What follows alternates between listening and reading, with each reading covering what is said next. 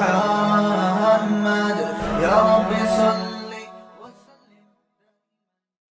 اللہ الرحمن الرحیم۔ سورہ نحل کا رکوع نمبر 11 اور 14ویں پارے کا رکوع نمبر 17، اس کا مختصر لفظی ترجمہ مختصر گرامر کے ساتھ ہو چکا تھا۔ آج انشاءاللہ میں اس کی تفسیر شروع کروں گا۔ اعوذ باللہ من الشیطان الرجیم، بسم اللہ الرحمن الرحیم۔ وَلِلَّهِ غیب السماوات والارض، اور اللہ ہی کے لیے ہے آسمانوں اور زمین کے غیب کا علم۔ آپ کو معلوم ہے پچھلے رکوع میں اللہ تعالیٰ نے 3 مثالیں دی تھیں۔ غلاموں کی مثال سے سمجھایا کہ تم اپنے غلاموں کو اپنے ساتھ شریک نہیں کرتے، اس بیس پہ شریک نہیں کرتے کہ غلام اگر ہے تو وہ مالک نہیں بن سکتا، مالک ہے تو غلام نہیں بن سکتا، تو یہ پوری کائنات تو میری غلام ہے، تو یہ میرے اختیارات میں میرے ساتھ کیسے شریک ہو سکتی ہے؟ شریک ہوگی تو غلام نہیں رہے گی، غلام ہوگی تو شرکت نہیں ہو سکتی۔ تو جب دنیا میں ایسا ممکن نہیں ہے، انسان اور غلام میں ایسا ممکن نہیں ہے، تو خالق اور مخلوق میں ایسا کہاں سے ممکن ہے؟ تو اب اللہ تعالیٰ اپنی حمد و ثنا کرتے ہیں، کیونکہ جو بھی معبود ہوتا ہے اس میں بار بار عرض کر چکا ہوں 2 صفات کا ہونا ضروری ہے، تبھی وہ عبادت کے لائق ہوگا، تبھی وہ اس لائق ہوگا کہ آپ صرف اس کی غلامی کریں۔ ایک اس کا علم کامل ہونا چاہیے، ایک اس کی طاقت اور قدرت کامل ہونی چاہیے۔ تو اللہ نے اپنے علم کے کمال کو بیان کیا اور آگے اپنی قدرت کے کمال کو بیان کیا۔ علم ایسا کامل ہے، غیب السماوات والارض، آسمانوں اور زمین کی تمام پوشیدہ چیزیں اللہ کے لیے، یعنی اللہ کے علم میں، اللہ کے اختیار میں ہے، کوئی چیز اللہ سے مخفی نہیں ہے، علم یہ ہے۔ اور قدرت ایسی ہے، وَمَا أَمْرُ السَّاعَةِ إِلَّا كَلَمْحِ الْبَصَرِ، کہ قیامت کا جو معاملہ ہے وہ پلک جھپکنے کی طرح ہے، اَوْ هُوَ أَقْرَبُ، بلکہ اس سے بھی جلدی۔ یعنی اتنی طاقت ہے کہ انسان کہتا ہے نا کہ ہم اگر اللہ کی عبادت نہیں کریں گے، اللہ کی مان کے نہیں چلیں گے تو کہاں حساب و کتاب ہے، مردوں میں جان کیسے ڈلے گی؟ تو اللہ اپنی قدرت بیان کر رہے ہیں کہ علم بھی سب اس کو تمہارے بارے میں مکمل ہے، جو کچھ تم تنہائیوں میں کر رہے ہو، کہیں چھپ کے کر رہے ہو، سب پتہ ہے اسے۔ اور حساب و کتاب کے لیے تمہیں اپنے سامنے کھڑا کرنے کی ایسی قدرت ہے کہ قیامت کو تم سمجھ رہے ہو کہ کیسے آئے گی، بھائی پلک جھپکنے سے بھی کم عرصے میں یہ سب کچھ ہو جائے گا۔ یہاں مفسرین لکھتے ہیں کہ اس سے مراد ہے مردوں میں جان پڑنا، کیونکہ مشرکین اسی کا انکار کیا کرتے تھے، ورنہ جو قیامت کا زلزلہ ہوگا نا وہ تو پلک جھپکنے میں نہیں ہوگا، وہ تو ایک پروسیس ہوگا، زمین تباہ ہوگی، پہاڑ روئی کے گالوں کی طرح اڑیں گے، حدیث میں آتا ہے سور پھونکا جائے گا، اور اس کی تو پوری ڈیٹیل ہے، پھر یہ ہوگا پھر یہ ہوگا۔ امر الساعہ کا معنی قیامت کا جو اہم معاملہ ہے۔ اہم معاملہ کیا ہے؟ جو انسان قبروں میں دفن ہے ان میں حیات کا پیدا ہو جانا، زندگی کا پیدا ہو جانا، تاکہ وہ حساب و کتاب دیں۔ تو یہ کام یہ سیکنڈ کے بھی 1000ویں حصے میں ہوگا، یہ کام ایک دم انسانوں میں جان پڑے گی، اور جو انسان کے ذرات پوری دنیا میں بکھرے ہوئے ہیں وہ یک لخت سارے کے سارے ذرات جمع ہو جائیں گے۔ تو انسان یہ سمجھتا ہے کہ پتہ نہیں کیسے یہ عمل ریورس ہوگا، یہ سیکنڈوں کے اندر ہو جائے گا، بلکہ اس کے بھی پلک جھپکنے سے بھی کم عرصے میں یہ کام ہوگا، اور ایسے انسان اپنی قبروں سے زندہ ہو کے نکلیں گے۔ ان اللہ علی کل شیء قدیر ہے، اللہ یہ کیسے ممکن ہے؟ سائنسی لحاظ سے تو یہ بات ہماری سمجھ میں نہیں آتی، میڈیکلی تو یہ کوئی بھی سائنسدان یا کوئی بھی ڈاکٹر یہ بات نہیں مانتا کہ انسان اتنی جلدی زندہ ہو جائیں۔ تو اللہ فرماتے ہیں ان اللہ علی کل شیء قدیر، بے شک اللہ ہر چیز پر قدرت رکھتا ہے۔ جس نے عدم سے اس کائنات کو بنایا، کچھ بھی نہیں تھا اور اپنی طاقت سے پیدا کر دیا، انرجی پیدا کی یا ماس پیدا کیا، جو بھی کیا فرسٹ ٹائم تو اپنی طاقت سے کر دیا نا، کلمہ کن کی طاقت سے کیا، یہ تو وہ کلمہ کن کی طاقت سے انسانوں کو زندہ کیوں نہیں کر سکتا؟ آگے اللہ تعالیٰ پھر اپنی نعمتیں بیان کرتے ہیں۔ میں نے بتایا بار بار سورہ نحل میں اللہ نے اپنی نعمتوں کو بہت بیان کیا ہے، تو اللہ پھر اپنی نعمت بیان کرتے ہیں، اور ایسی نعمت جس میں اللہ کی قدرت بھی ظاہر ہو رہی ہے، طاقت بھی ظاہر ہو رہی ہے۔ واللہ اخرجکم من بطون امہاتکم، اللہ وہ ذات ہے جو تمہیں نکالتا ہے تمہاری ماؤں کے پیٹوں سے، ماں کے پیٹ سے تمہیں باہر کرتا ہے۔ دیکھیں تمام اعمال کی نسبت اللہ کی طرف ہوتی ہے۔ آگے آ رہا ہے پرندوں کو آسمانوں میں اللہ نے تھاما ہوا ہے، آگے آ رہا ہے اللہ نے تمہارے لیے لباس بنائے، آگے آ رہا ہے کہ اللہ نے تمہارے لیے گھر بنائے جس میں تم رہائش اختیار کرتے ہو۔ حالانکہ یہ تمام چیزیں ڈائریکٹ اللہ نہیں کر رہا ہوتا، بلکہ پرندوں کو ہوا میں تھامنے والی چیز ان کے پر ہیں، اسی طرح جو گھر جو ہے وہ تو مزدور بنا رہے ہیں، اسی طرح جو ہمارا لباس ہے وہ تو درزی بنا رہے ہیں۔ تو مطلب اس کا یہ ہوتا ہے کہ یہ ساری چیزیں جس سے لباس بن رہا ہے، یا گھر بن رہا ہے، یہ میٹیریل تو سب اللہ نے پیدا کیا ہے نا. اس طرح پرندوں کے پر بھی تو اللہ نے لگائے ہیں، تو اس لیے ان تمام چیزوں کی نسبت اللہ کی طرف ہو رہی ہے. تو اسی طرح بچے کا ماں کے پیٹ میں بننا اور بننے کے بعد اس کا خود بخود آٹومیٹیکلی دنیا میں آ جانا، یہ سارا پروسیس یہ بنایا ہوا اللہ کا، یہ خود بخود نہیں ہو سکتا. اگر یہ سارا عمل آٹومیٹیکلی ہو رہا ہوتا نا تو اس میں اتنی خوبصورت مینجمنٹ نہ ہوتی. یہ آٹومیٹیکلی ہے لیکن اس سسٹم کو بنانے والا اللہ ہے. کوئی آٹومیٹک مشین ہوتی ہے نا تو وہ زیادہ عجیب مشین ہوتی ہے، اس کے بارے میں یہ کہنا کہ اس مشین کو کسی نے نہیں بنایا یہ زیادہ عجیب بات ہے بنسبت اس مشین کے بارے میں جو مینوئل ہو، جس میں آٹو سسٹم نہ ہو. جیسے ایک واشنگ مشین ہم مثال فرض کر لیتے ہیں. ایک واشنگ مشین ہے جس میں آپ پلگ لگاتے ہیں، پھر وہ گھومتی ہے، آپ اپنی مرضی سے ٹائم سیٹ کرتے ہیں، پھر جب وہ کپڑے دھل کے تیار ہوتے ہیں آپ کو اندازہ ہوتا ہے، آپ مشین کو آف کر دیتے ہیں، پھر آپ اس کے کپڑوں کو نکال کے پانی میں دھوتے ہیں.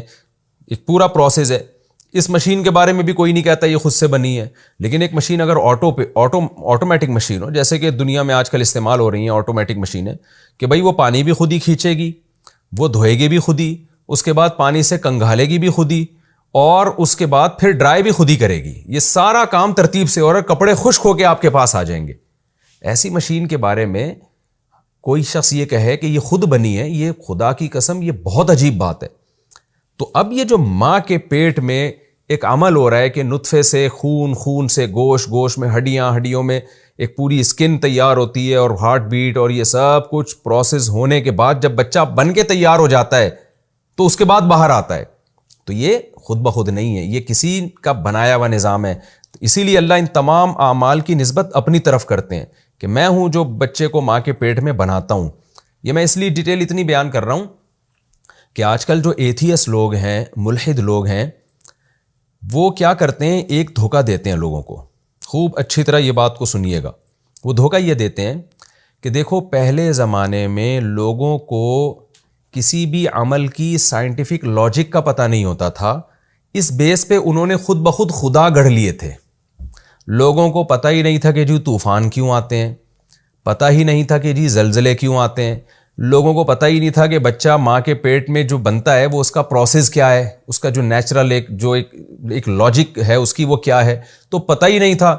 تو انہیں کوئی کام کرنے والا نظر نہیں آتا تھا اور اس عمل کی لاجک معلوم نہیں تھی، تو انہوں نے خدا گڑھ لیا کہ جی خدا نے کیا ہوگا، یہ طوفان خدا لا رہا ہوگا، یہ سیلاب خدا لا رہا ہوگا. اب تو سائنس نے اتنی ترقی کی ہے کہ اب تو یہ چیزیں خود بخود یعنی پتہ چل گیا کہ یہ ہو کیسے رہا ہے. تو ہم ان اعمال، ان اسباب کی طرف نسبت کریں گے. مثال کے طور پر ایک جگہ پانی گرم ہو جاتا ہے آٹومیٹیکلی، اب آپ کو پتہ نہیں گرم کیوں ہو رہا ہے تو آپ کہہ دو بھائی خدا نے کیا ہے. لیکن جب سائنس نے ترقی کی تو پتہ چلا جی آگ تو نہیں ہے لیکن سورج کی کرنیں ایک خاص زاویے سے یہاں پڑی تھیں، اس بیس پر یہ جناب گرم ہو گیا. تو اب تو سورج کی طرف نسبت کی جائے گی نا، اب خدا کی طرف نسبت کی کیا ضرورت ہے. ایک اور مثال سے میں بات سمجھاتا ہوں. اس کی مثال ایسے جیسے انڈے سے چوزا کیسے نکلتا ہے. پہلے بہت دنیا پریشان ہوتی تھی کہ چوزے کا جو خول ہے نا، انڈے کا خول، وہ تو بڑا سخت ہوتا ہے، تو چوزا اس کو توڑ کے نکلتا کیسے ہے. تو لوگوں نے کہہ دیا جی آخری دن خدا ہے جو انڈے کو کے خول کو توڑتا ہے اور چوزا باہر نکل آتا ہے، کیونکہ لوگوں کو سمجھ میں نہیں آیا. لیکن اب کہتے ہیں بھائی سائنس نے اتنی ترقی کر لی ہے، اب تو یہ بات دریافت ہو گئی ہے کہ انڈے کے مضبوط خول سے چوزا نکلتا کیسے. اس کی دلیل یہ ہے کہ بھئی چوزے کی نوک پہ ایک چھوٹا سا سینگ پیدا ہو جاتا ہے، وہ چوزا جو ہے اس سینگ کے ذریعے اس انڈے کے مضبوط خول کو توڑتا ہے اور پھر اس کے بعد 2 دن کے بعد وہ سینگ غائب ہو جاتا ہے. اب آپ یعنی یہ ملحد لوگ اس طرح کے دلائل دے کے یہ قائل کرتے ہیں کہ خدا تھوڑی خول کو توڑ رہا ہے، یہ تو چوزا خود توڑ رہا ہے. اور اتنی نازک چونچ سے کیسے توڑ رہا ہے؟ تو بھی نازک چونچ تھوڑی، اس کے اوپر تو ایک چھوٹا سا سینگ نکلتا ہے، اس سے ٹوٹ جاتا ہے. لیکن یہ بات خوب سمجھنے کی ہے، سوال یہ نہیں ہے کہ خول کو چوزا اللہ براہ راست توڑتا ہے، یہ چوزے کی چونچ میں سینگ پیدا ہوتا ہے. سوال جو ہے نا یہ اور مضبوط ہو گیا ہے کہ یہ اتنا خوبصورت نظام کہ وہ سینگ چوزے کی چونچ میں پہلے کیوں نہیں پیدا ہوا، اور اگر پیدا ہوا تھا تو انڈا ٹوٹنے کے بعد وہ ختم کیوں ہو گیا، این اسی ٹائم پہ کیوں پیدا ہو رہا ہے. بچہ پیدا ہو رہا ہے، ماں کی چھاتیوں میں دودھ آ رہا ہے، یقیناً کوئی سائنٹیفک لاجک ہے اس کی.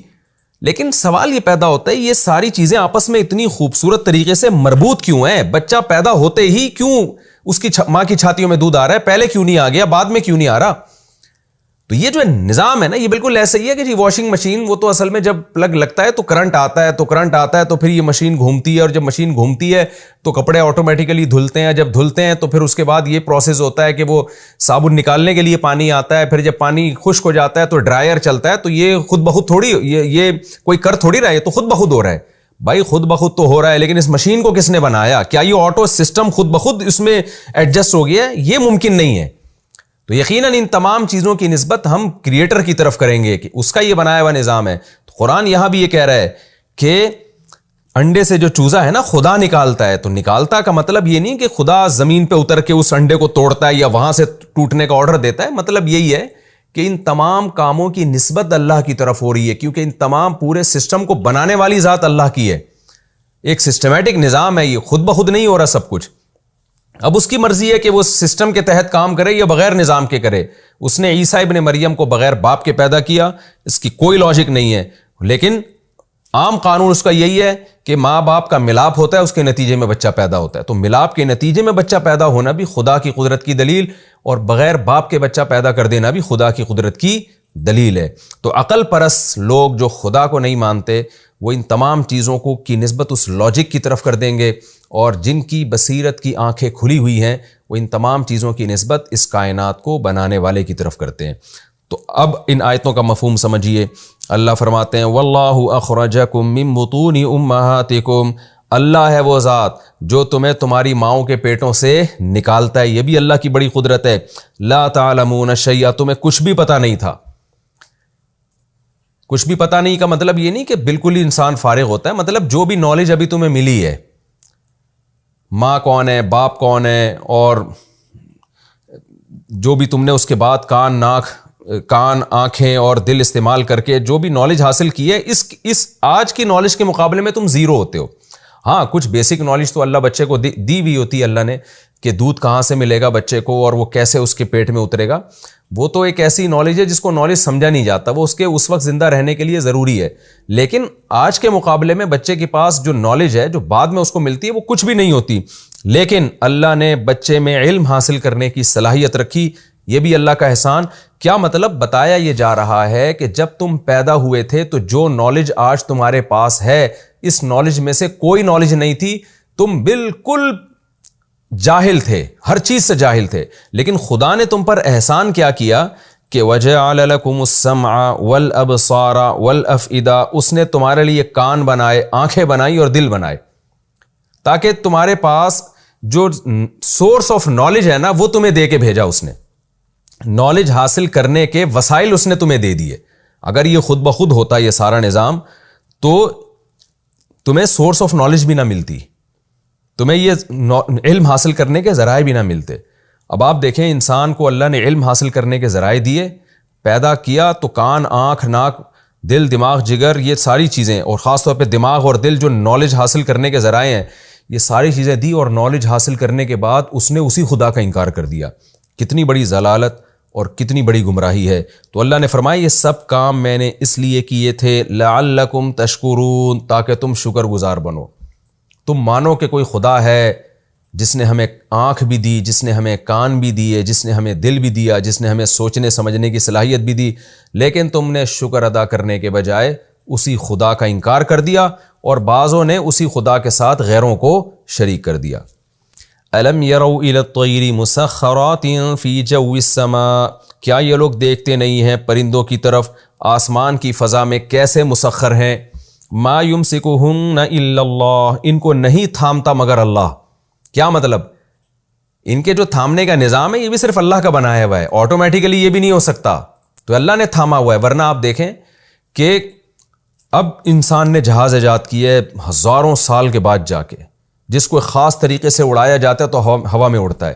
یہ پرندے صدیوں سے ایسے مزے سے ہوا میں اڑ رہے ہیں, اور جہاز ابھی بھی اتنا کمفرٹ ہو کے نہیں اڑتا ہوا میں جیسے پرندے اڑ رہے ہوتے ہیں. ابھی بھی جہاز اتنی مزے سے نہیں اڑتا, ایک ہی سمت میں جائے گا اور پھر ایک خاص انداز سے اترے گا. اس کی اسپیڈ کو مینیج کرنا بڑا مشکل کام ہے, اور وہ کم زیادہ کرنا بڑا مشکل کام ہے. لیکن آپ پرندوں کو دیکھیں, مسخر کا مطلب کیسے ہواؤں میں جھولتے پھر رہے, وہ ادھر کو گھوم رہے ہیں ادھر کو گھوم رہے ہیں. بعض پرندے تو اڑتے اڑتے ریورس ہو رہے ہوتے ہیں. یہ آپ مکھیوں کو دیکھیں نا, مکھیاں جب اڑتے ہوئے آگے جا رہی ہوتی ہیں پیچھے بھی آ رہی ہوتی ہیں وہ. تو کیسا زبردست کنٹرول ان کو دیا ہے, اور ہوا میں اس نے یہ طاقت رکھی ہے کہ ان پرندوں کو اڑائے. تو یہ سارے کے سارے کام اللہ کے ہیں, اس لیے اللہ کہتے ہیں ما یمسکہن الا اللہ, یہ سب اللہ کر رہا ہے, یہ کام اللہ ہی ہے جو ان کو آسمانوں میں تھامے ہوئے. ان فی ذلک لآیات لقوم یؤمنون, بے شک اس بات میں بڑی بڑی نشانیاں ہیں ان لوگوں کے لیے جو ایمان لانا چاہتے ہیں. واللہ جعل لکم من بیوتکم سکنا, اللہ وہ ذات ہے جس نے تمہارے لیے تمہارے گھروں میں سکونت کی جگہ بنائی, رہائش کی جگہ بنائی. یعنی تمہارے گھر ایسے بنائے کہ جن میں تم رہ سکتے ہو. انسان کو رہنے کے لیے کیا چیز چاہیے؟ سردی اور گرمی سے حفاظت, بارش سے حفاظت, اور اس کی پرائیویسی متاثر نہ ہو. تو یہ اللہ ہے جس نے گھر بنائے. یہاں بھی یہ اشکال ہوتا ہے, بھائی گھر تو ٹھیکیدار بناتا ہے, گھر تو بلڈر بناتا ہے, گھر تو مزدور بناتے ہیں. لیکن بات یہی ہے, صحابہ بھی جانتے تھے, مشرکین عرب جن کو خطاب کیا جا رہا تھا وہ بھی جانتے تھے گھر تو ہم خود بناتے ہیں, لیکن ان کو بتایا جا رہا ہے کہ اللہ نے بنایا یہ.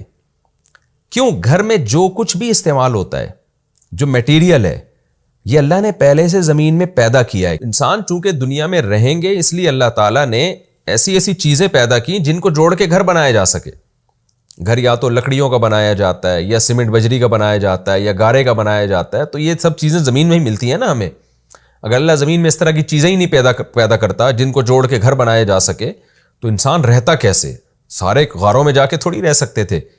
تو اس لیے اللہ کہتے ہیں جو تم خوبصورت گھروں میں رہتے ہو, اور جہاں تم گرمی سے بچتے ہو, جہاں تم سردی سے بچتے ہو, جہاں تم ایک سکون کی لائف گزارتے ہو, یہ گھر بھی اللہ نے تمہارے لیے بنائے ہیں. وَجَعَلَ لَكُم مِّن جُلُودِ الْأَنْعَامِ بُيُوتًا, اور اس نے ایک الگ سے بھی تم پر احسان کیا. کچھ گھر تو وہ ہوتے ہیں جہاں ہم مستقل رہائش اختیار کرتے ہیں اور اس میں ہم پوری زندگی گزارتے ہیں, لیکن ان گھروں کو ہم اٹھا کے سیمنٹ بجری کے اور گارے کے گھروں کو اٹھا کے سفر میں نہیں لے جا سکتے, جبکہ سفر بھی انسان کی بنیادی ضرورتوں میں سے ایک ضرورت ہے. تجارت کے لیے سفر کرنا پڑتا ہے, جنگوں کے لیے سفر کرنا پڑتا ہے. تو اللہ کہتے ہیں اس کے لیے پھر ہم نے تمہارے لیے انتظام پیدا کیا. جانوروں کی کھال ہم نے ایسی بنائی ہے کہ وہ گھر کے کام آ سکتی ہے. جانوروں کی ہم نے ایسی کھال بنائی ہے جو چمڑا ہے جس کو لیدر کہا جاتا ہے, اس سے بھی خیمے لگائے جا سکتے ہیں, اس سے بھی گھر کا کام لیا جا سکتا ہے. اور اس کا فائدہ یہ ہوتا ہے کہ وہ تمہارے لیے اس کو اٹھانا آسان ہے, کہیں لگانا آسان ہے, کہیں اٹھانا آسان ہے. تو آپ لیدر کو دیکھیں نا, ہم نے تو گاؤں دیہاتوں میں یہ منظر دیکھا ہے. یہ چمڑے کی عجیب خاصیت ہے, گرمیوں میں ٹھنڈا ہو جائے گا اور سردیوں میں گرم ہو جائے گا یہ. اور مشکیزیں بھی آپ دیکھیں جو لیدر کے ہوتے ہیں, آپ گرمیوں میں اس میں لسی یا پانی ڈالیں وہ ٹھنڈی ہو جاتی ہے, سردیوں میں ڈالیں گرم ہو جاتی ہے. ایک عجیب اللہ کا بنایا ہوا نظام ہے. تو اللہ تعالیٰ فرماتے ہیں وَجَعَلَ لَكُم مِّن جُلُودِ الْأَنْعَامِ, جلد کہتے ہیں کھال کو, کہتے ہیں نا جلدی بیماریاں, اردو میں بہت یہ لفظ استعمال ہوتا ہے. اور اس نے تمہارے لیے ان چوپایوں کی کھالوں میں سے بیوتن گھر بنائے, تستخفونہا, جن کو تم خفت کہتے ہیں, ہلکا کہتے ہیں نا, اپنی خفت مجھے محسوس ہو رہی ہے اس میں, تو ہلکا, دن کو تم ہلکا سمجھتے ہو. یوم ظعنکم, ظعن کوچ کرنے کو, کہیں ٹریولنگ کو, اپنے ٹریولنگ کے دن, و یوم اقامتکم, اور پھر کہیں اقامت کے وقت. جب ٹریولنگ کرتے ہو تو آسانی سے اٹھا کے لے جاتے ہو, پھر کہیں اسٹے کرتے ہو تو آسانی سے نصب کر دیتے ہو, آسانی سے اس سے کمرہ بنا لیتے ہو. تو یہ بھی اللہ کا کیا ہوا کام ہے. وَمِنْ أَصْوَافِهَا, اور پھر ان جانوروں کے روؤں میں, جیسے دمبے کے صوف ہوتی ہے نا, اون, دمبے کے بالوں کو صوف کہا جاتا ہے, اون ہوتی ہے. وَأَوْبَارِهَا, وبر کہتے ہیں جو رواں ہوتا ہے, جیسے گائے اور اونٹ میں رواں ہوتا ہے جو اس کے بال ہوتے ہیں. وَأَشْعَارِهَا, اور ان کے بال جیسے بکرے کے بال ہوتے ہیں. وَمِنْ أَصْوَافِهَا وَأَوْبَارِهَا وَأَشْعَارِهَا, ان کے اون میں اور ان کے وبر یعنی روئیں میں اور ان کے بالوں میں اساساً تمہارے لیے سامان ہے. اثاثہ کوئی بھی ایسٹس کو کہا جاتا ہے جس کو کسی بھی کام میں استعمال کیا جائے. وَمَتَاعًا, اور تمہارا فائدہ ہے, إِلَىٰ حِين, ایک خاص وقت تک, وہ ہے موت. کیا مطلب؟ یہ چیزیں ہمیشہ کے لیے نہیں ہیں, خاص ٹائم تک ان سے تم فائدہ اٹھاتے ہو. وَاللَّهُ جَعَلَ لَكُم مِّمَّا خَلَقَ ظِلَالًا, اور اللہ وہ ذات ہے جس نے بنایا تمہارے لیے ان چیزوں میں سے جس کو اس نے پیدا کیا, ان چیزوں میں اس نے تمہارے لیے سائے بنائے. سایہ بھی اللہ کی قدرت ہے, سورج کے ذریعے بنتا ہے وہ, تو اگر ہمیشہ دھوپ رہتی دن کے وقت تو ہمارے لیے سفر کتنا مشکل ہو جاتا, کہیں بیٹھنا کتنا مشکل ہو جاتا. تو جگہ جگہ اللہ کی طرف سے سائے بنے ہوئے ہیں ہمارے لیے, پہاڑوں کے سائے ہیں, درختوں کے سائے ہیں.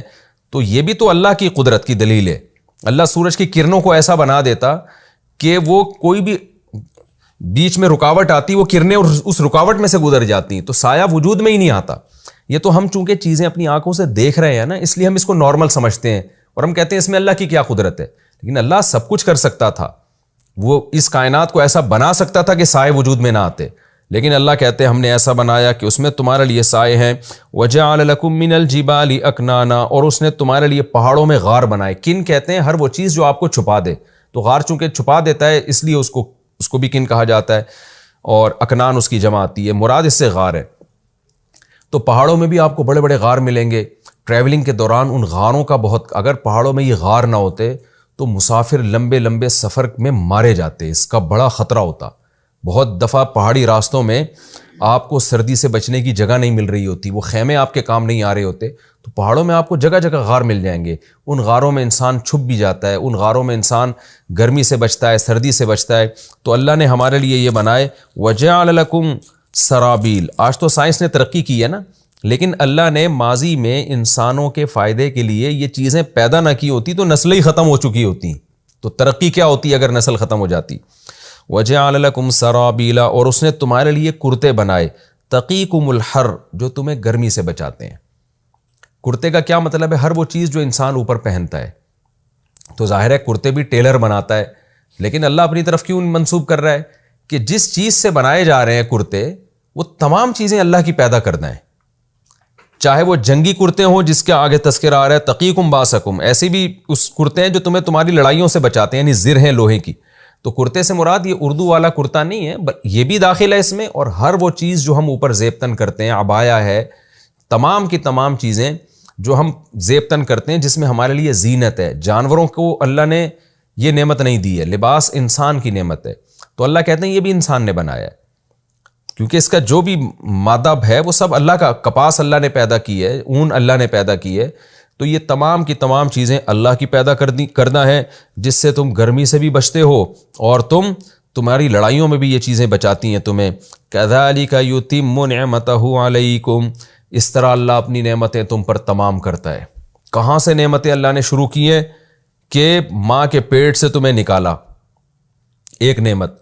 پھر تمہارے پاس علم حاصل کرنے کے ذرائع نہیں تھے, اللہ نے کان آنکھ دل دے کے بھیجا تاکہ تم علم حاصل کرو, لہذا تم پڑھے لکھے بن گئے, بہت نالج آ گئی تمہارے پاس. یہ اللہ کا احسان. پھر اللہ کی قدرت کی دلیل, آسمانوں میں پرندے اڑ رہے ہیں. پھر اس کے بعد اللہ تعالیٰ نے تمہارے لیے گھر بنائے رہائش کے لیے, ایسی چیزیں پیدا کی. اور پھر تمہارے لیے جانوروں کے چمڑے پیدا کیے, اس سے تم کتنی چیزیں بناتے ہو. اور پھر ان جانوروں سے کتنی تجارتیں کرتے ہو, ان کی کھال, ان کے اون سے. اور پھر سائے پیدا کیے, پہاڑوں میں غار پیدا کیے اس نے.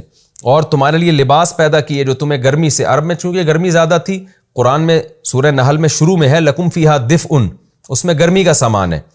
تو سردی سے بھی بچاتے ہیں, اور یہاں پر اللہ نے گرمی سے بچانے کا ذکر کیا, کیونکہ عرب زیادہ تر سرد علاقے نہیں تھے ان کے پاس.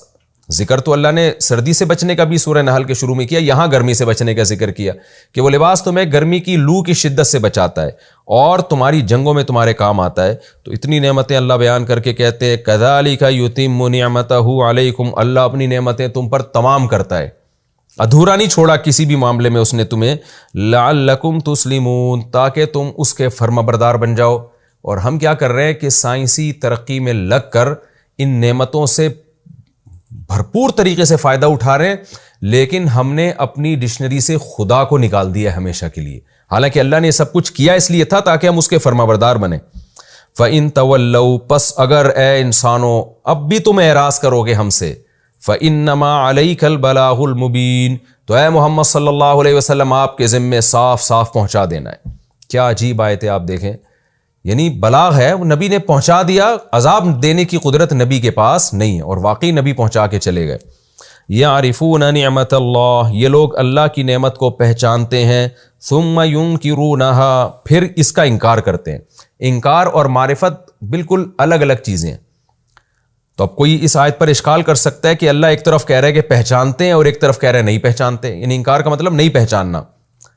تو بات یہ ہے کہ حقیقت میں تو پہچانتے ہیں جب غور و فکر کرتے ہیں، عمل سے یہ ثابت کرتے ہیں کہ ہم نہیں پہچانتے. اس لیے اس کی تفسیر علماء ایسے کرتے ہیں کہ اللہ کی نعمت کو پہچانتے ہیں لیکن عمل یہ بتاتا ہے کہ نہیں پہچانتے، اس پہچاننے کے تقاضوں پر عمل نہیں کرتے. وَأَكْثَرُهُمُ الْكَافِرُونَ، اور ان میں اکثر لوگ انکار کرنے والے ہیں، پہچاننے کے باوجود خدا کی طرف اس کی نسبت نہیں کرتے، یا تو شرک کرتے ہیں یا خدا کا انکار کرتے ہیں یا خدا کی مانتے نہیں ہیں. یہ تمام چیزیں، ان تمام چیزوں کو کفر سے تعبیر کیا گیا ہے. یہ ہمارا رکوع الحمدللہ سورہ نحل کا رکوع نمبر 11 اور 14ویں پارے کا رکوع نمبر 17 بھی کمپلیٹ ہوا. اب ہم اگلے رکوع کی طرف چلتے ہیں. سورہ نحل کا رکوع نمبر 12 اور 14ویں پارے کا رکوع نمبر 18. حسب معمول اس رکوع کا مختصر لفظی ترجمہ مختصر گرامر کے ساتھ، پھر انشاءاللہ اس کی تفسیر ہوگی. بسم اللہ الرحمن الرحیم. وَيَوْمَ نَبْعَثُ مِن كُلِّ أُمَّةٍ شَهِيدًا، اور جس دن ہم اٹھائیں گے، بعثا یبعث کا معنی اٹھانا یا بھیجنا، اس معنی میں بھی استعمال ہوتا ہے. ہر امت میں سے ہم شہیدن ایک گواہ اٹھائیں گے. ثم، پھر اس کے بعد، لا یؤذن، اذن یأذن کا معنی اجازت دینا، اذن کہتے ہیں نا اجازت. ثم لا یؤذن، پھر اجازت نہیں دی جائے گی، للذین کفروا، ان لوگوں کے لیے جو کافر تھے ان کو اجازت نہیں دی جائے گی. کس چیز کی؟ آگے آ رہا ہے، ولا ہم، اور نہ وہ ایسے ہوں گے، یستعتبون. اس لفظ کو سمجھیں، یستعتبون. آپ نے اردو میں ایک لفظ سنا ہوگا، عتاب. عتاب کہتے ہیں غصے کو، پکڑ کو. کہتے ہیں نا فلاں پر تو آج کل بڑا عتاب آیا ہوا ہے، زیر عتاب آیا ہوا ہے، وہ یعنی گویا اس کے غصے کے تحت آیا ہوا ہے. تو اب استعتاب کا مطلب ہوتا ہے، عتاب یعنی سین تا عربی میں کبھی لگتی ہے سلب کے لیے. سلب کا مطلب ہوتا ہے اس چیز کو ختم کرنے کے لیے.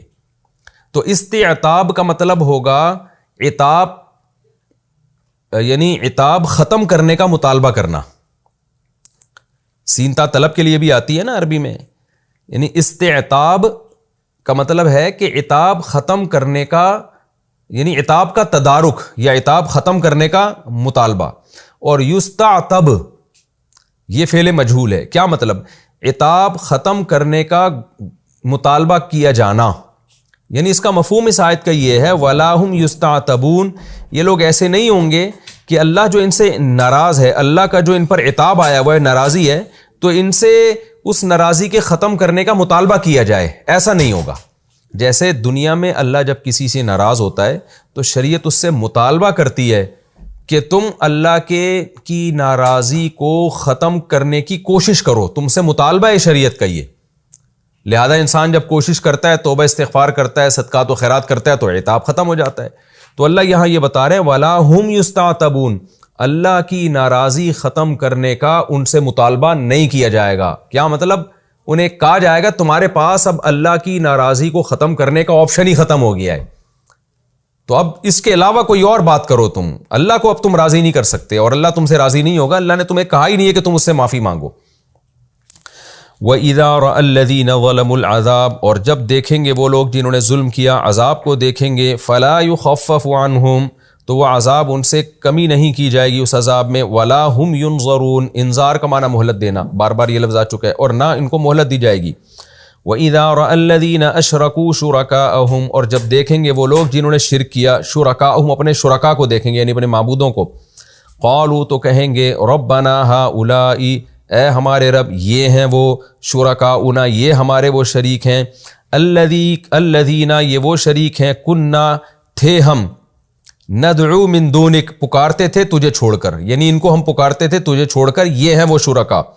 فَأَلْقَوْا إِلَيْهِمُ الْقَوْلَ، وہ جو شرکا ہے نا ان کے معبود، القا یلقی کا معنی ڈال دینا، وہ ڈال دیں گے انہی کی طرف قول، یعنی ان کی بات کو ریپیٹ کر کے انہی کی طرف لے جائیں گے اور کہیں گے انکم لکاذبون، تم کاذب ہو، تم جھوٹ بول رہے ہو. وَأَلْقَوْا إِلَى اللَّهِ، اور یہ سب کے سب ڈال دیں گے اللہ کی طرف. السلم، سلم کہتے ہیں اطاعت، فرما برداری.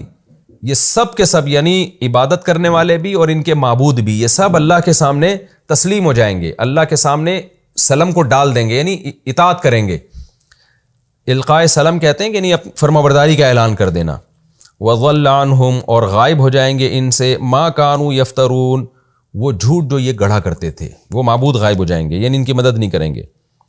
الذین کفروا وہ لوگ جنہوں نے کفر کیا، وصدوا عن سبیل اللہ اور اللہ کے راستے سے روکا، زدناہم عذابا ہم بڑھائیں گے ان کو عذاب کے اعتبار سے، فوق العذاب عذاب کے اوپر، یعنی عذاب کے اوپر مزید عذاب دیں گے، بما کانوا یفسدون اس لیے کہ وہ فساد پھیلایا کرتے تھے۔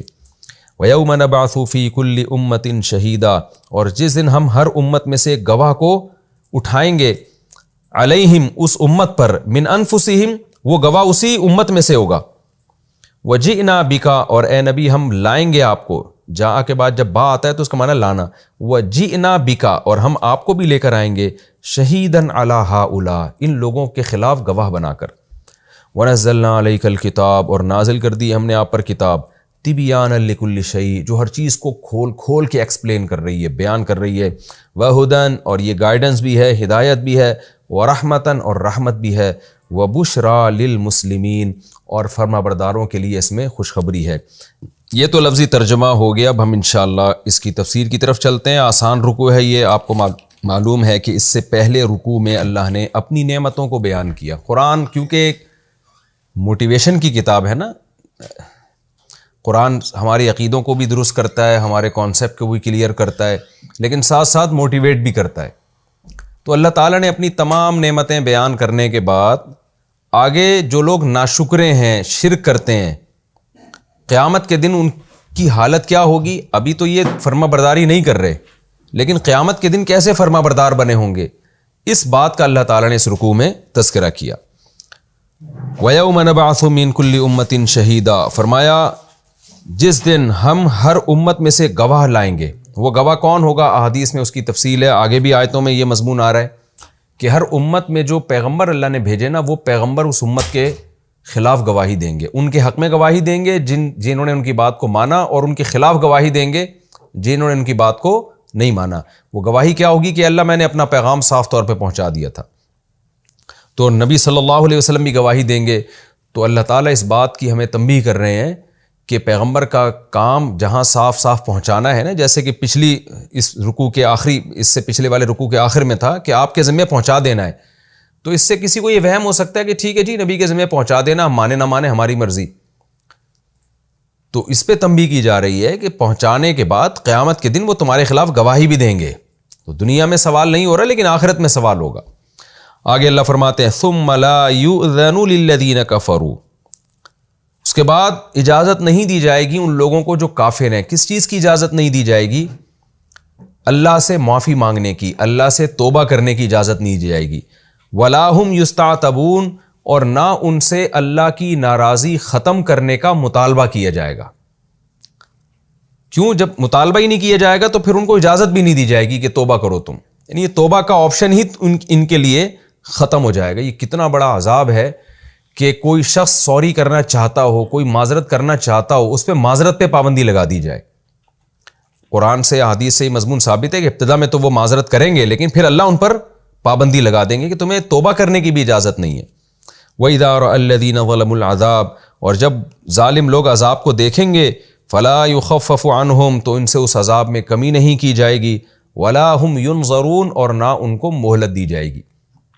کسی کو یہ وہم ہو سکتا تھا کہ اللہ تعالیٰ جب توبہ کا آپشن ختم کر دیں گے تو شاید اللہ خود ترس کھائیں گے اور عذاب کم کر دیں گے یا ختم کر دیں گے۔ فرمایا نہیں، مجھے بھی ان پہ ترس نہیں آئے گا۔ جب یہ لوگ عذاب کو دیکھیں گے تو نہ اس عذاب میں کمی کی جائے گی اور نہ ان کو مہلت دی جائے گی۔ وَإِذَا رَأَى الَّذِينَ أَشْرَكُوا یہ تو حکم تھا عام گناہ گاروں کے بارے میں، عام کافروں کے بارے میں، اب خاص مشرکین کے بارے میں، کیونکہ عرب میں شرک بہت تھا، پوری دنیا میں شرک تھا، تو اللہ ان مشرکین کے بارے میں الگ سے ذکر کرتے ہیں۔ وَإِذَا رَأَى الَّذِينَ أَشْرَكُوا شُرَكَاءَهُمْ اور جب وہ لوگ دیکھیں گے جنہوں نے شرک کیا اپنے شرکاء یعنی اپنے معبودوں کو، چاہے وہ پتھر کے بنے ہوئے معبود ہوں، چاہے وہ انسانوں کی شکل میں ہوں، اللہ ان کو بھی زبان دیں گے۔ جو پتھر کے بنے ہوئے معبود ہیں نا، قرآن تو یہاں تک کہتے ہیں کہ ان کو بھی ان کے ساتھ جہنم میں پھینکا جائے گا، صرف ان کو دکھانے کے لیے کہ جن کو تم اپنا آقا سمجھتے تھے آج وہ بھی تمہارے ساتھ جل رہے ہیں۔ ظاہر ہے پتھر کے بنے ہوئے بت کو تو کوئی تکلیف نہیں ہوگی، لیکن یہ صرف ان کو آر دلانے کے لیے، جیسے جب کسی کو کسی پہ غضب ہوتا ہے نا، وہ بتاتا ہے کہ یار یہ پتھر کا بنا ہوا بت ہے، تم اس کی عبادت مت کرو، اگلا مان نہیں رہا تو آپ کیا کرتے ہیں، اس کو اٹھا کے پھینک دیتے ہیں اس کے سامنے دریا میں یا آگ میں پھینک دیتے ہیں۔ کہ جیسے موسیٰ علیہ السلام نے جب بچڑے کی عبادت ہوئی ہے تو اس کو آگ میں پھینک دیا اور یہی دکھانے کے لیے کہ یہ اپنے آپ کو جلنے سے نہیں بچا سکتا، تو تمہیں کیسے بچائے گا یہ، اور اس کی عظمت دلوں سے نکالنے کے لیے۔ تو اللہ تعالیٰ فرماتے ہیں کہ جب یہ لوگ اپنے شرکاء کو دیکھیں گے تو کہیں گے ربنا ہؤلاء شرکاؤنا، اے اللہ یہ ہمارے وہ شرکاء ہیں، الذین، یہ وہ لوگ ہیں، کنا ندعو من دونک، تجھے چھوڑ کر ہم ان کو پکارتے تھے۔ ایک جگہ تو آتے ہیں کہ وہ نفی کر دیں گے ہم نے تو کسی کو پکارا ہی نہیں ہے، تو یہ مختلف مدارج ہوں گے ان کے۔ جیسے جب کوئی مجرم پکڑا جاتا ہے نا تو کبھی وہ جرم کا اقرار کر رہا ہوتا ہے، کبھی کہہ رہا ہوتا ہے میں نے کیا ہی نہیں ہے، تو مختلف حالتیں ہوتی ہیں، مختلف کنڈیشنیں ہوتی ہیں۔ تو قرآن بھی ان ظالموں کی مختلف حالتوں کو بیان کر رہا ہے کہ کہیں وہ کہیں گے ہم تو شرک کرتے ہی نہیں تھے، کہیں کہیں گے کہ ہم شرک کرتے تھے مگر ان کے ساتھ کرتے تھے تو انہوں نے ہمیں گمراہ کیا ہے، تو ہم ان کو پکارتے تھے تو اصل جرم تو ان کا ہے۔ تو اپنے آپ کو عذاب سے بچانے کے لیے متضاد باتیں کریں گے۔ یہاں بھی کہیں گے اللہ ہم ان کو پکارا کرتے تھے، تو مطلب یہ تھا کہ آگے جملہ محذوف ہے، مطلب یہ تھا اصل تو یہ ہے نا، اصل تو ان کو سزا ملنی چاہیے۔ تو اللہ فرماتے ہیں فَأَلْقَوْا إِلَيْهِمُ الْقَوْلَ، تو جو معبود ہیں وہ ان کی طرف قول پھینک دیں گے، ان کی بات کو گھمائیں گے اور کہیں گے اِنَّكُمْ لَكَاذِبُونَ، تم جھوٹ بول رہے ہو۔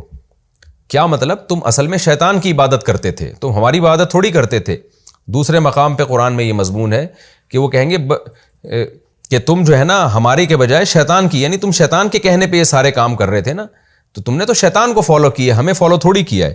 اب اس میں بے جان بت بھی ہو سکتے ہیں اور وہ معبود بھی ہو سکتے ہیں جو زندہ تھے، جن کی عبادت ہوتی ہے، تو ہو سکتا ہے یہ جو پتھر کے بنے ہوئے بت ہیں اللہ ان کو قوت گویائی عطا فرمائے۔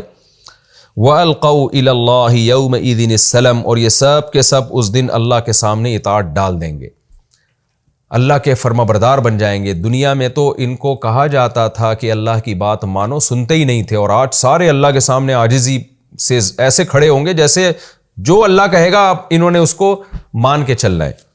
لیکن وَضَلَّ عَنْهُمْ مَا كَانُوا يَفْتَرُونَ، جو جھوٹ یہ گڑھا کرتے تھے وہ جھوٹ ان سے غائب ہو جائے گا۔ یعنی یہ جھوٹ گڑھا کرتے تھے کہ یہ ہمارے سفارشی ہیں، قیامت کے دن ہمارے کام آئیں گے، تو یہ جھوٹ ان سے غائب ہو جائے گا، کوئی ان کے کام نہیں آئے گا۔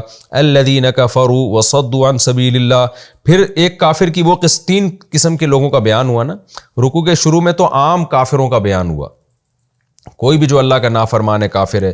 پھر دوسرے نمبر پہ اللہ نے مشرکین کی بات کی، تیسرے نمبر پر ان لوگوں کی بات ہو رہی ہے جو شرک کرتے بھی ہیں اور دوسروں کو بھی برائی کے راستے پہ ڈالتے ہیں، تو ان کے عذاب کا اللہ تذکرہ کر رہے ہیں۔ الذین کفروا، وہ لوگ جنہوں نے کفر کیا، وصدوا عن سبیل اللہ، اور پھر اللہ کے راستے سے بھی روکا۔ تو کچھ کافر دنیا میں ایسے ہیں صرف کفر کرتے نہیں ہیں بلکہ اسلام کے راستے سے لوگوں کو روکتے بھی ہیں وہ، تو اللہ کہتے ہیں یہ لوگ ہیں زدناہم عذابا فوق العذاب، ان پر جو عذاب آئے گا ہم ان کو بڑھا کے دیں گے، فوق العذاب، عذاب سے اوپر بھی عذاب۔ ایک عذاب تو عام کافروں کا ہے لیکن ان پر اس عام کافروں سے بھی زیادہ عذاب ہوگا، خود بھی گمراہ ہونے کا اور دوسروں کو بھی گمراہ کرنے کا۔ بما کانوا یفسدون، اس فساد کی وجہ سے دنیا میں پھیلائے کرتے تھے۔ ایک کافر جو خود کفر پر ہے تو وہ تو کافر ہے نا، فساد پھیلا تھوڑی رہا ہے وہ، لیکن ایک وہ ہے جو اسلام سے لوگوں کو ورغلا رہا ہے اور شرک کو پروموٹ کر رہا ہے، یا شرک کے علاوہ کسی بھی کفر کو پروموٹ کر رہا ہے، تو یہ تو فساد مچا رہا ہے زمین میں، تو اللہ کہتے ہیں اس کو دگنا عذاب ہوگا۔ وَيَوْمَ نَبْعَثُ فِي كُلِّ أُمَّةٍ شَهِيدًا عَلَيْهِمْ مِنْ أَنفُسِهِمْ، اب رکوع کے شروع میں جو مضمون تھا اسی کو دہرایا جا رہا ہے کہ جس دن ہم ہر امت میں ان پر جو انہی کی جنس میں سے ہوگا، کیونکہ اکثر رسول اسی قوم میں سے آئے ہیں اور جنس کا مطلب انسانوں میں سے آئے ہیں، تو جو انہی میں سے رسول یعنی انہی کی طرف جو مبعوث رسول ہے اسی رسول کو ہم امت کے خلاف لے کر آئیں گے۔ وَجِئْنَا بِكَ شَهِيدًا عَلَىٰ هَٰؤُلَاءِ، اور اے محمد صلی اللہ علیہ وسلم ہم آپ کو بھی ان لوگوں پر گواہ بنا کر لے کر آئیں گے۔ کیوں لے کر آئیں گے؟ اس لیے کہ وَنَزَّلْنَا عَلَيْكَ الْكِتَابَ تِبْيَانًا لِكُلِّ شَيْءٍ، کہ ہم نے آپ پر کتاب نازل کی ہے ہر چیز کو کھول کھول کے بیان کرنے کے لیے۔ تو جب آپ اتنی کھول کھول کے ہر چیزوں کو بیان کریں گے تو اللہ کی حجت بھی تو تمام ہوگی نا، تو قیامت کے دن عدالت بھی تو لگے گی، تو اللہ ان سے جہاں پوچھے گا آپ سے بھی پوچھے گا۔ تو آپ جب گواہی دیں گے کہ میں نے کھول کھول کے ان کو بیان کر دیا تھا اور پورا قرآن ان کے حوالے کر کے گیا تھا میں، تو یہ چیز بھی ان کے اگینسٹ جائے گی۔ کیوں ہم نے قرآن نازل کیا؟ تبیانا لکل شیء، ہر چیز کو ہم نے کھول کے بیان کر دیا۔ وہدن، اس میں سیدھا راستہ بھی ہے، ورحمتا وبشرا، اور رحمت اور خوشخبری ہے مسلمین، ان لوگوں کے لیے جو اللہ کی اطاعت کرتے ہیں، جو اس قرآن کو مان لیتے ہیں اور اس کو فالو کرنا شروع کر دیتے ہیں۔ یہ ہمارا رکوع الحمدللہ کمپلیٹ ہو گیا۔ حدیث میں آتا ہے کہ آپ صلی اللہ علیہ وسلم نے عبداللہ بن مسعود رضی اللہ عنہ سے فرمایا کہ میں قرآن سننا چاہتا ہوں، تو حضرت عبداللہ بن مسعود نے عرض کیا یا رسول اللہ آپ ہی پر نازل ہوا اور آپ مجھ سے سننا چاہتے ہیں؟ تو آپ صلی اللہ علیہ وسلم نے فرمایا کہ میں چاہتا ہوں کہ میں اپنے علاوہ کسی سے سنوں، کیونکہ قرآن کی تلاوت کا اپنا ایک لطف ہوتا ہے، کسی سے سننے کا اپنا لطف ہوتا ہے۔ جب انسان تلاوت کرتا ہے تو اس کی توجہ بڑھتی بھی ہے، کیونکہ بولنے میں بھی قوت لگتی ہے، لیکن جب سنتا ہے تو پھر تو یعنی اس کی توجہ مرتکز ہوتی ہے صرف سننے کی طرف۔ تو حضرت عبداللہ بن مسعود رضی اللہ تعالیٰ عنہ فرماتے ہیں کہ میں نے قرآن کی آیتیں جب میں نے تلاوت شروع کی تو جب میں اس آیت پر گیا کہ وَنَزَّلْنَا وَجِئْنَا بِكَ شَهِيدًا عَلَىٰ هَٰؤُلَاءِ کہ اے نبی ہم آپ کو ان پر گواہ بنا کے لے کر آئیں گے، تو کہتے ہیں میں نے جب نظر اٹھا کے دیکھا تو آپ صلی اللہ علیہ وسلم کی آنکھوں سے آنسو جاری تھے۔ تو ہمارا الحمدللہ یہ رکوع کمپلیٹ ہو گیا اور وقت بھی ہمارا مکمل ہو گیا۔ اگلے ایپیسوڈ میں انشاءاللہ ہم سورہ نحل کا رکوع نمبر 13 اور 14ویں پارے کا رکوع نمبر 19 انشاءاللہ ہم شروع کریں گے۔ اللہ تعالی ہمیں سمجھنے کی اور عمل کرنے کی توفیق عطا فرمائے۔ وما علینا الا البلاغ۔